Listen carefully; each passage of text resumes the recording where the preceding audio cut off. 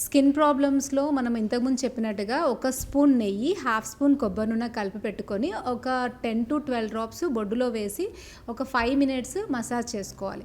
And under arms దగ్గర కూడా, అంటే అండర్ ఆర్మ్స్ అండ్ బొడ్డు వీటిలో ఏంటంటే అబ్జార్బ్ చేసుకునే క్వాలిటీ అనేది ఎక్కువ ఉంటుంది. సో స్నానం చేసే ముందు అండ్ నైట్ పడుకునే ముందు రెగ్యులర్గా మసాజ్ చేసుకోవడం వల్ల స్కిన్ ప్రాబ్లమ్స్ అనేవి చాలా వరకు తగ్గుతాయి. ఈ వర్షాకాలంలో చాలామందికి కూడా ఇచ్చింగ్, రింగ్ వార్మ్ ఇన్ఫెక్షన్స్ ఎక్కువ ఉంటాయి. సో వాళ్ళకి మనం ఆయుర్వేదిక్లో స్వర్ణక్షీరి అని ఒక ఆయిల్ ఉంటుంది. అది రెగ్యులర్గా అప్లై చేయడం వల్ల ఎంత పెద్ద రింగ్ వార్మ్ ఇన్ఫెక్షన్ అయినా కూడా కంప్లీట్గా తగ్గుతుంది.